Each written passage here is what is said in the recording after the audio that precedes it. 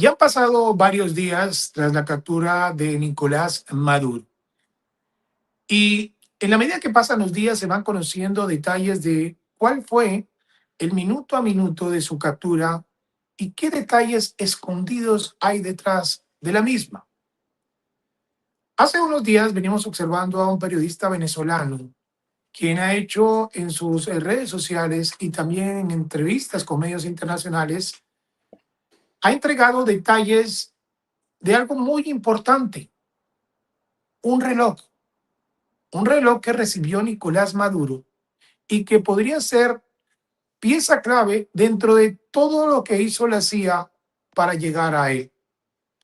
El periodista es Gustavo Azocar, periodista venezolano, es analista político, escritor. En los últimos días, Gustavo ha publicado esta información, pero quiero adicionar algo más. Él, dentro de su investigación, y eso lo vamos a tratar al final de esta entrevista, hizo un libro contando la historia de algo que también se está quedando en el recuerdo. Hace una semana hablábamos de los presos políticos, pero ¿qué pasó con esos migrantes que se fueron a Estados Unidos por diferentes rutas? ¿Qué pasó con esos venezolanos que perdieron su vida por huir del régimen? Vamos a abordar todos estos temas en el programa de hoy y le doy la bienvenida a Gustavo Azocar. Bienvenido.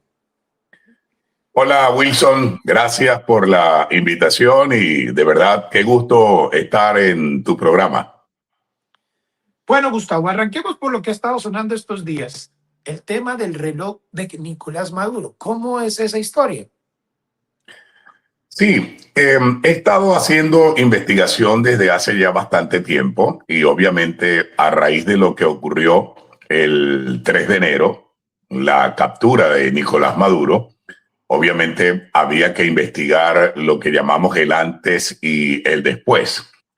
Investigando el antes, consulté a algunas fuentes, son agentes, personas que trabajan para importantes agencias de inteligencia acá en Estados Unidos, donde yo me encuentro, y he encontrado datos interesantes como ese que tú mencionas, el reloj.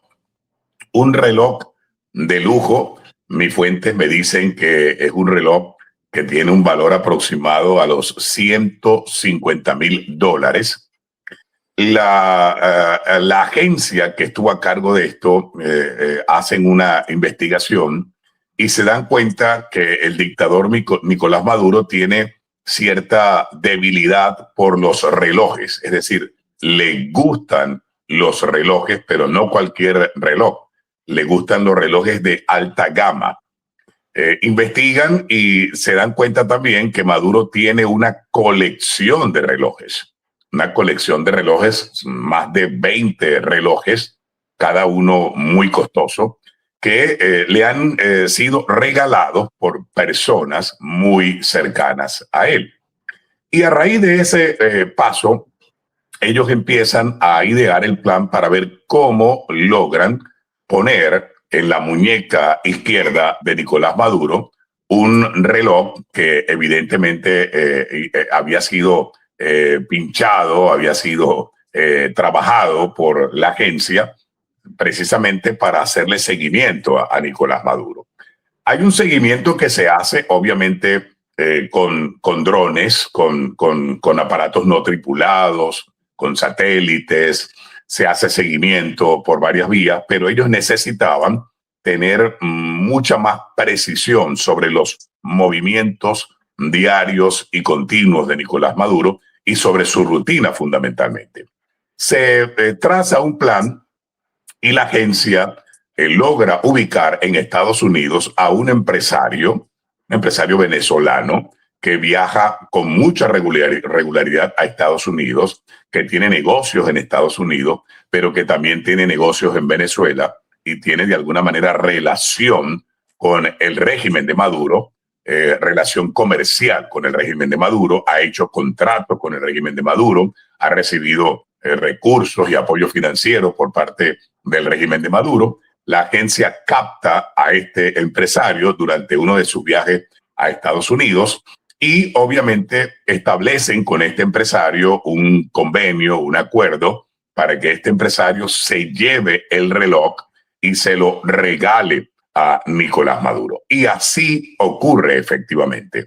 El reloj sale de Estados Unidos, llega a Venezuela y a los pocos días el reloj está en manos de Nicolás Maduro, en la muñeca izquierda de Nicolás Maduro, e incluso en una de las apariciones públicas de Maduro, en un acto transmitido por televisión, la agencia confirma que Maduro tiene el reloj en su muñeca. Y ahí empieza, obviamente, un proceso de seguimiento mucho más detallado que permite trazar la rutina del dictador, a dónde va, a dónde viene, dónde desayuna, dónde almuerza, dónde cena, a qué hora se acuesta, a qué hora se levanta, etcétera, etcétera, etcétera. Ese dispositivo fue de mucha ayuda para terminar de afinar los detalles de la operación que terminó el 3 de enero de 2026 con la captura de Nicolás Maduro por parte de fuerzas especiales de Estados Unidos. Y esas fuentes a usted le han confirmado, después de identificar sus movimientos, lo que hablaba y otra información que entregaba ese reloj, ¿cómo les permitió ingresar al sitio exacto donde estaba Nicolás Maduro y ver su entorno? O que tenga esa operación tanta precisión y tanto éxito como la tuvo. Se hace una operación, las agencias de inteligencia de Estados Unidos tienen dispositivos que mucha gente ni se imagina, mucha gente no se imagina la capacidad de vigilancia, de detalles que tienen estas operaciones por parte de las agencias de inteligencia de Estados Unidos. Un reloj que puede pasar como algo inocuo y probablemente sin importancia para mucha gente, pero recuerden ustedes que hay relojes que se venden en el mercado que permiten controlar tus horas de sueño, que tienen el momento en que duermes, las horas que duermes, el momento en el que te despiertas, que tienen incorporado incluso sistemas de GPS, ¿verdad? De posicionamiento global, que te dicen a dónde estuviste, igual que un smartphone. Un smartphone te puede hacer el recuento de dónde estuviste hoy, a qué hora, a qué restaurante fuiste, a dónde desayunaste, etcétera, etcétera. El reloj permite eso, obviamente, pero permite mucho más. ¿Por qué? Porque permite, por ejemplo, hacer la planimetría de un lugar. ¿Con base en qué se hace la planimetría? Con base en los pasos que tú das. ¿Cuántos pasos das para ir de un lugar a otro? ¿Cruzaste a la izquierda? ¿Cruzaste a la derecha? ¿Volviste? ¿Entraste?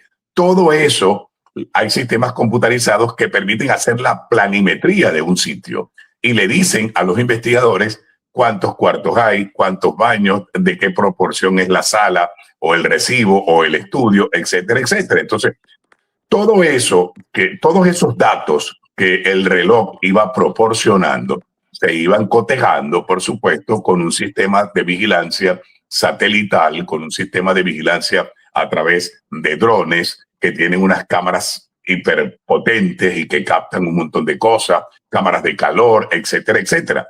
Y así es como se determina, por ejemplo, que las agencias logran precisar el número de búnkeres que tenía Maduro. Maduro no tenía un solo búnker, tenía al menos 5 búnkeres, 5 lugares donde dormir, donde pernoctar, donde él se sentía seguro, sobre todo en las noches.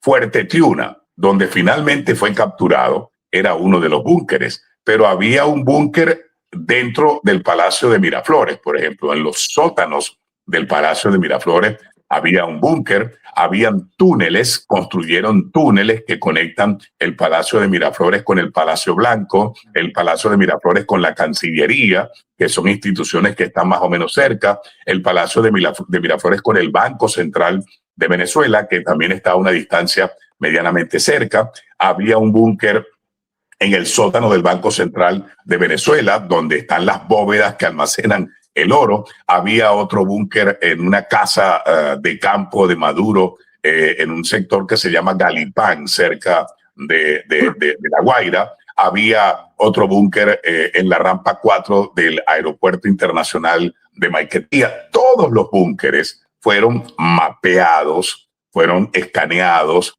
y la información estaba en manos de las agencias de inteligencia de Estados Unidos. Y en función de eso se termina eligiendo el búnker de Fuerte Tiuna, es el que se elige para desarrollar la operación, porque era el que tenía de alguna manera las características para facilitar el aterrizaje o la llegada de los helicópteros, era el que ofrecía menos problemas para efectos de lo que llaman daños colaterales, ¿verdad?, que puedan presentarse. Y los investigadores y las agencias de inteligencia dicen, obviamente, este es el mejor lugar para planificar la captura y solo necesitamos saber cuándo va a estar allí, en qué momento va a estar allí, cuándo va a ir a dormir allí y allí se va a producir la captura, como en efecto se produjo el 3 de enero. Gustavo, hablemos ya de ese momento. Ya se identifica en Fuerte Tiuna que estaba Nicolás Maduro. No sé si sus fuentes le han hablado sobre una arma secreta que utilizó Estados Unidos, porque después de los testimonios de los sobrevivientes, pues el régimen habla de 100 personas que murieron, pero que los que sobrevivieron a esa acción hablan que presentaron vómito, que presentaron algo desconocido, que estaban aturdidos. ¿Tiene algo de esa información usted, Gustavo? Lo poco que he podido investigar con relación a eso, yo escuché el audio que rodó por redes sociales de una persona vinculada al régimen de Maduro que cuenta que se sintieron aturdidos, que escuchaban un sonido que los hizo botar sangre por la nariz y sangre por los oídos, etcétera, etcétera. Pero lo poco que yo he podido averiguar sobre eso se basa en lo que llaman la onda expansiva. O sea, la onda expansiva, cuando se produce una explosión, dependiendo de la magnitud de la explosión y de lo cerca que una persona puede estar de esa explosión, eso genera una onda expansiva que produce esos efectos en personas que puedan estar incluso hasta 100 metros a la redonda. Entonces, probablemente lo que sintió esa persona, digo, pudo haber sido por una de dos cosas. Una, por la onda expansiva del explosivo que fue lanzado, o por algún arma secreta que pudiera haber utilizado Estados Unidos, que produce estos efectos, pero hasta donde yo he indagado, mis fuentes no me han confirmado la existencia de ningún arma sónica que haya sido utilizado, al menos en esta operación del 3 de enero. Bueno, Gustavo, ahora sí hablemos de los poderes y el antes, porque hubo una reunión en Qatar autorizada por el mismo Nicolás Maduro, donde estuvo Delcy Rodríguez, y donde se supone que ahí se comenzó a tejer todo esto. Hubo engaño y después de la captura de Nicolás Maduro, hay división interna porque uno lo nota. Por un lado va Delcy con su hermano, por otro lado ve a Diosdado Cabello inclusive solo en los últimos dos apariciones cuando hace el mazo con el mazo dando, y Vladimir prácticamente desaparecido. Y los otros poderes como Cuba. Hay división, hubo una planeación para la entrega. ¿Y por qué tanta complicidad ahora entre Donald Trump y Delcy Rodríguez? Bajo su análisis, ¿qué pasó y qué está pasando? Hay que poner la mirada, Wilson, en el Reino de Qatar. El Reino de Qatar jugó y va a seguir jugando un papel importantísimo en lo que va a ocurrir en Venezuela durante todo este año 2026. El Reino de Qatar se ofrece como mediador entre el gobierno de Estados Unidos y el régimen de Venezuela.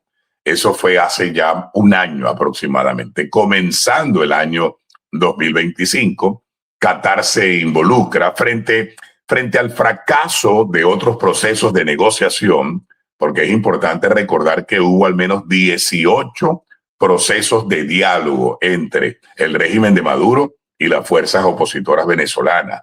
Fueron a México, a República Dominicana, eh, bueno, casi que le dieron la vuelta al mundo. Hasta el Vaticano actuó como intermediario en conversaciones entre el régimen de Maduro y la oposición venezolana. Y nunca se llegaba a nada, entre otras cosas, porque el régimen de Maduro nunca cumplió.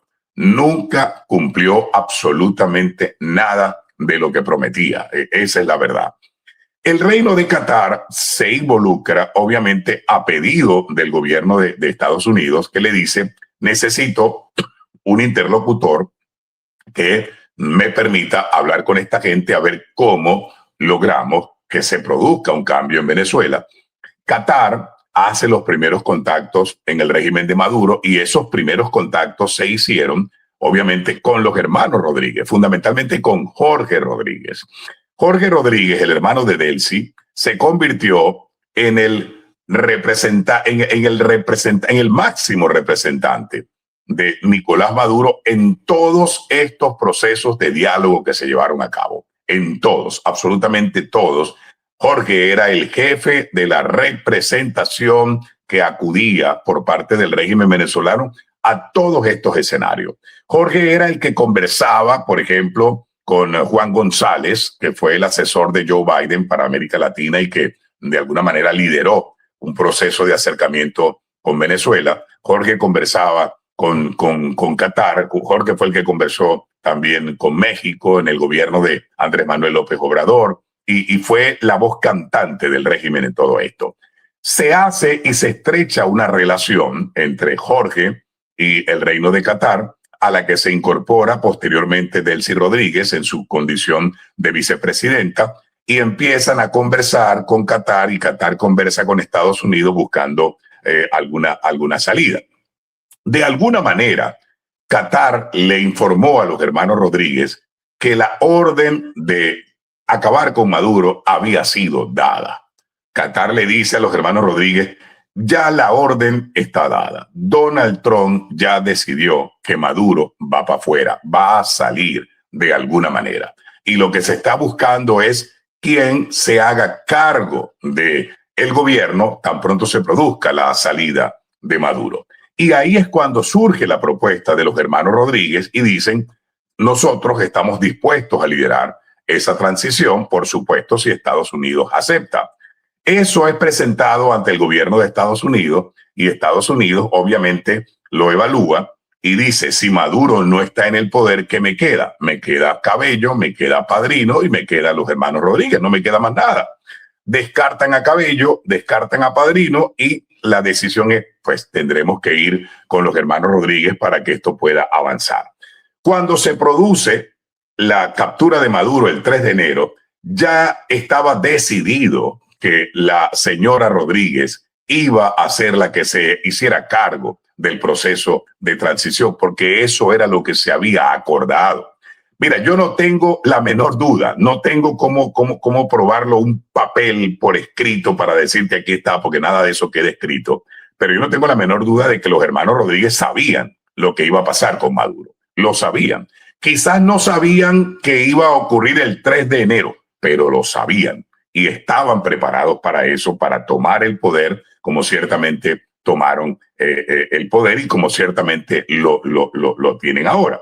Ahora, ¿están a cargo de qué? Están a cargo de un proceso que ha sido concertado con el gobierno de Estados Unidos para desarmar una estructura que fue montada durante 26 años. No se nos olvide, 26 años de dictadura, 14 años de Hugo Chávez y 12 años de Nicolás Maduro. Tú no puedes desmontar 26 años de dictadura en 24 horas, ni en 3 días, ni en una semana. Es muy complejo, porque la dictadura venezolana lo ha copado todo. Cuando digo todo, es todo. Están metidos en todas partes, en cada rincón están metidos. Por tanto, desarmar ese monstruo, porque es un monstruo, pues va a llevar tiempo y nada mejor, y yo coincido con la estrategia de Estados Unidos, que nada mejor que desarmar al régimen y que desarmar esa estructura con gente de ellos mismos. Esa es la tarea que le han encomendado a Delcy. Ahora, no hay muy buenas relaciones entre ese triunvirato que quedó allí, entre esos tres polos de poder que están allí. No hay muy buenas relaciones de Delcy con Padrino, de Delcy con Cabello. Los vas a ver en fotos, se van a tomar fotos, van a aparecer en videos, seguramente se abrazan, se besan, etcétera, etcétera. Pero tan pronto desaparecen las cámaras, los micrófonos y cada uno coge para su lado, esos grupos no se quieren. No se quieren, no se llevan bien, rivalizan por el poder y desconfían los unos a los otros. Todos desconfían los unos a los otros. Padrino y Cabello no confían en los hermanos Rodríguez porque ellos saben que de alguna manera los hermanos Rodríguez sabían lo que iba a pasar y que así como Maduro fue capturado, ellos tienen temor de que los próximos en ser capturados puedan ser ellos. Entonces, eso está allí, digamos, caminando, y lo único que hace que Delcy Rodríguez esté al mando en este momento es porque todos saben que la única persona que conversa y que dialoga directamente con Estados Unidos es Delcy Rodríguez. Mira lo que pasó ayer. Ayer se produjo una llamada telefónica entre Delcy Rodríguez y Donald Trump. ¿Ok? ¿Eso qué hace? Eso refuerza la postura de Delcy frente a los otros. Los otros necesitan que Delcy siga hablando con Trump, porque la única que puede evitar un segundo y un tercer ataque de Estados Unidos es Delcy, dependiendo de lo que haga, por supuesto. Entonces, Delcy está allí porque tiene el apoyo de Estados Unidos y porque está conversando con Estados Unidos. Pero si en algún momento esa conversación se rompe entre Delcy y Estados Unidos, y si Delcy no cumple con las exigencias que Estados Unidos le ha hecho, la historia puede cambiar. Gustavo, excelente explicación la que nos has dado en estas dos bloques que hemos tenido.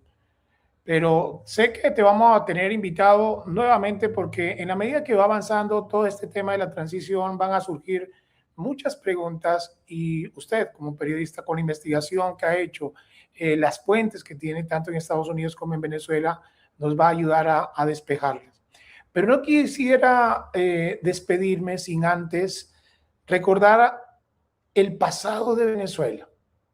Hace una semana hablábamos de los presos políticos. Pero ¿qué pasó con millones de personas que salieron? De los migrantes que recorrieron Centroamérica, que pasaron por la selva. Y hay una investigación y un libro que usted documentó sobre cómo muchos migrantes venezolanos pasaron una ruta que la conocía en San Andrés, en Colombia, que era la ruta de la muerte. Hoy queremos rendirle un homenaje a esos migrantes, a los que nadie habla, a familias que están buscando a esas personas que intentaron llegar a Estados Unidos y que con todo lo que está pasando ahora se han olvidado. ¿Qué tiene su libro?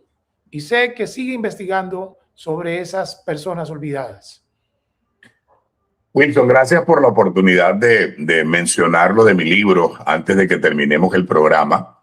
Mi libro se titula Mar de Sombras, la historia detrás de lo que ha sido la migración venezolana. Nosotros decimos la verdad oculta detrás de las mafias que se lucraron con la migración venezolana y con la migración de muchos ciudadanos, no solamente a través de la peligrosa selva del Darién, sino a través de lo que se conoció como la ruta VIP, que era una ruta entre el archipiélago de San Andrés en Colombia y la isla del Maíz en Nicaragua. Me tocó investigar durante 2 años, desde noviembre 2023 hasta prácticamente noviembre 2025, 2 años. Investigué la desaparición de un grupo de migrantes venezolanos que salió de San Andrés en Colombia hacia la isla del Maíz en Nicaragua y salieron en lanchas, se iban en lanchas. Esa ruta era en lanchas, en un recorrido por ese peligrosísimo mar Caribe, y lamentablemente no llegaron a destino. Nunca llegaron a destino 105 migrantes venezolanos. Investigué, por ejemplo, 3 lanchas desaparecidas con migrantes venezolanos en 2022, una lancha desaparecida con migrantes venezolanos en 2023 y una quinta lancha desaparecida con migrantes venezolanos en 2024, durante 3 años. ¿Y qué encontramos? Encontramos que estas desapariciones están relacionadas con una poderosa red criminal transnacional que operaba desde Venezuela, Colombia, Centroamérica, México e incluso en Estados Unidos. En Colombia, esta red era conocida como la agencia, así la llamaban, la agencia. Hay una investigación en curso por parte de fiscales de Colombia, en Bucaramanga, en Cúcuta, en San Andrés, en Bogotá, en Cartagena, relacionada con esta poderosa organización. Se produjeron algunas capturas, incluso en 2023 hubo 25 personas detenidas, entre ellas, por cierto, oficiales de la Armada, funcionarios de Migración Colombia. Luego detuvieron a empleados de la gobernación del archipiélago de San Andrés que trabajaban para esta mafia. Luego, a finales de 2025, hubo otras capturas. 5 personas fueron capturadas a finales de 2025, 25 personas fueron capturadas a finales de 2023 para tratar de golpear a la organización, pero la organización siguió operando y era una organización muy poderosa que manejaba muchísimo dinero. A un migrante que intentaba llegar de San Andrés a México le cobraban hasta $4,000 si era un migrante venezolano o latinoamericano. Cuando el migrante era asiático, cuando era chino o de cualquier país de Asia, le podían cobrar hasta $5,000 y $7,000. Por esa ruta, Wilson, entre San Andrés y la Isla del Maíz, tengo los datos y las cifras oficiales, circularon solamente en el año 2024 150,000 personas salieron de la isla de San Andrés hasta Centroamérica, de 120 países, ya no solamente eran venezolanos, de 120 países. Y hay 105 migrantes venezolanos desaparecidos, pero hay desaparecidos de otras nacionalidades. Y ahí está la investigación con los responsables, logramos armar el rompecabezas, ¿verdad? Y está todo allí en el libro Mar de Sombras, que está a la venta en Amazon para quien lo quiera leer.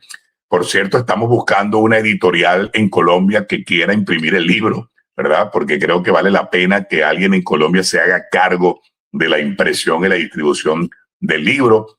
Hay allí documentos oficiales que encontramos, conseguimos muchos documentos oficiales, hablamos con agentes federales de Homeland Security Investigation en Estados Unidos, con agentes del FBI, del Buró Federal de Investigaciones, también en Estados Unidos, que estaban investigando. Logramos comprobar la presencia del tren de Aragua en la isla de San Andrés. Bueno, todo eso está allí en 365 páginas. La historia, el drama de estos migrantes que fueron abandonados a su suerte. Hay muchos migrantes desaparecidos en la selva del Darién. Tengo una base de datos con más de 100 migrantes desaparecidos en la selva del Darién, pero me dicen que la cifra de desaparecidos por allí, por el Darién, es casi que 5 veces o hasta 10 veces más de los que desaparecieron entre el archipiélago de San Andrés y la Isla del Maíz en Nicaragua. El que tenemos en tu barco, pues no solamente es para entregar información, sino para hacer conexión ciudadana. Y invito a nuestros suscriptores, y también ahora mencionamos tus redes sociales, que si usted como venezolano tiene a alguien desaparecido o tiene historias que contar sobre las personas que pasaron. A mí me tocó cubrir en Colombia, en la selva del Darién, una situación que era muy difícil ver todos los días, y te lo contaba ahora Gustavo, ver todos los días cómo salían cerca de 3,000 personas y lo primero que hacían era cantar el himno de Venezuela antes de salir con un camino desconocido hacia Centroamérica y luego a Estados Unidos. Si usted como suscriptor está buscando ese familiar, sabemos que son miles los que quedaron en la selva, miles los que quedaron en el Atlántico, en el Caribe, la investigación que hizo Gustavo con San Andrés. Los leemos en los comentarios. Ahora sí sería bueno que tú tengas las redes sociales, no las menciones, para que te escriban directamente, porque sé que tú vas a seguir investigando, que piensas sacar otro libro y esta historia hay que seguirla contando. Una historia que se divide no solamente en el régimen, sino en las víctimas del régimen, y muchas de ellas son esos migrantes que cogieron varios países buscando libertad. Gracias, Wilson. Para la enorme audiencia que tiene tu programa, mis redes sociales me van a encontrar en la red social X, Gustavo Azócar A. Me van a encontrar en Facebook, Gustavo Azócar Alcalá. En Instagram, Gustavo Azócar Alcalá. Y en TikTok, Gustavo Azócar Alcalá. En todas las redes, Gustavo Azócar Alcalá, ahí estoy. Y si me quieren escribir un correo, facilito, mi correo es cafeconazócar@gmail.com. Así, cafeconazócar@gmail.com. Por allí podemos recibir también los correos de las personas que tengan información o que tengan familiares o conocidos desaparecidos, ya sea en la ruta marítima entre San Andrés y la Isla del Maíz o en la peligrosa selva del Darién. Te estoy escuchando y te estoy viendo. Perfecto. Bueno, ahí quedan las redes sociales de Gustavo Azócar. Gracias a ustedes por estar pendientes. Estamos acompañando a los venezolanos, a Latinoamérica, con todo lo que está pasando y lo que se viene. Y mostrándoles a actores que aportan con el conocimiento, con sus investigaciones, como Gustavo, a tener claridad sobre lo que realmente está pasando en nuestra región. Gracias por seguirnos. Gracias por compartir, por darle like, super like, y nos interesa mucho a ustedes leerlos en los comentarios. Hasta la próxima.